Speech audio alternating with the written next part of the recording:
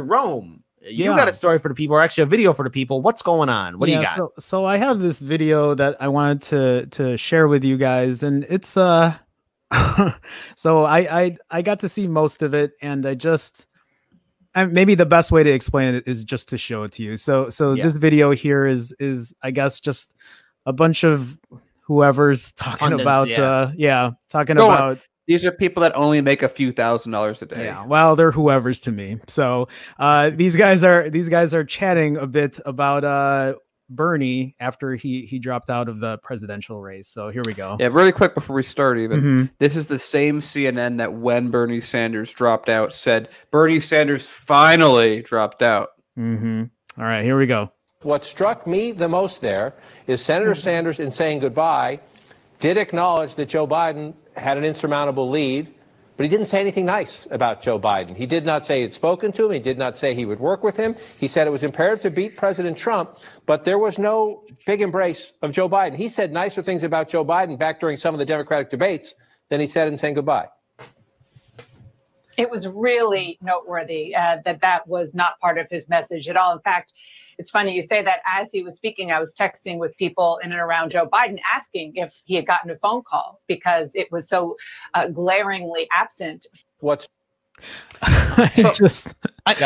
hold on. Let Jerome. Here's the thing. This is CNN, right? This is CNN. This is some big news corporation, whatever. This is a story. This is something that's important to talk about. This seems like a bunch of kids who are upset, and it's some drama here. Why is this important right now? Why is this even a thing?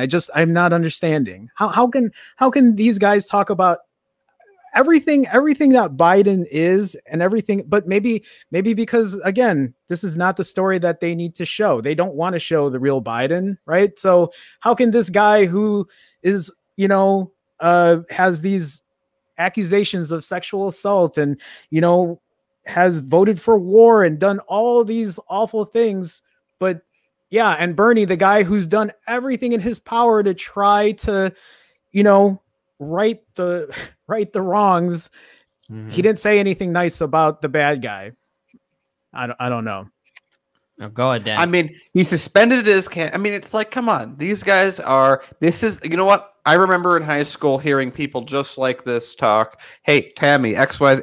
This is pathetic. This is what pathetic looks like.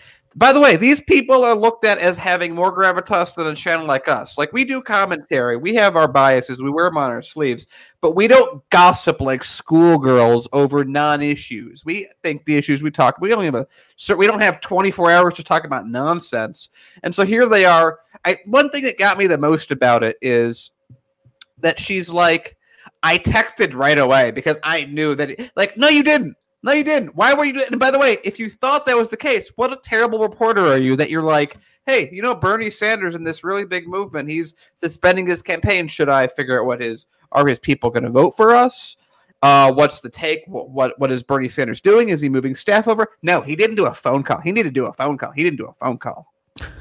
Okay, so here's what I got to address about CNN. These are supposed to be the gatekeepers of truth. Corporate media is. At least that's what we've been told. Like, these people know everything, that these people are smart, that they know everything that's going on, and that they understand the political system. What we just saw here was something akin to high school drama, like you guys have said, like people in the chat have said.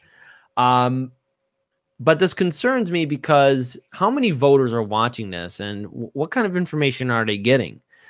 Perception drives reality. And at this point, there's no convincing the diehard Trump supporters or diehard vote blue, no matter who people, that, there's something fundamentally wrong with our media. When was the last time I saw CNN put this much effort, or their pundits put this much effort into the fact that, I don't know, Flint, Michigan still doesn't have clean drinking water, or that the corporations are being bailed out again, or that climate change is going to systematically challenge and destroy our normal way of living. that there's, again, no cure for COVID-19 and there's nothing being done for a relief package for the working class, that there's no talk about student debt forgiveness or medical debt forgiveness or addressing that we need Medicare for all now. No, what these pundits are going to waste their time on is drama, saying that he didn't say anything nice. Well, Bernie has been, regrettably, I wish he never would in the first place, has been saying nice things about Joe Biden, his friend. But it just goes on to point out for progressives and independents and people who run as third parties that no matter how nice you are to the establishment, whether it's Democrat or Republican, no matter what you do, it's never good enough. So if you're going to try and run as a Democrat and reform the party, good luck to you. Really, seriously, good luck, because they're still going to try and either get you on board on their team or destroy you. Third parties, again, nothing. So you got to change the way we run elections in this system. And this is why we need independent media now more than ever, because this CNN drama saying he didn't say anything nice. Well, no, if we were talking about this, which we've talked about the problems of Joe Biden. He can't build a coalition. And Bernie Sanders, yeah, look, we respect him, but God almighty, he should have fought harder. But you know what? This is our system that we have, and we're so glad to have you guys, our viewers and subscribers.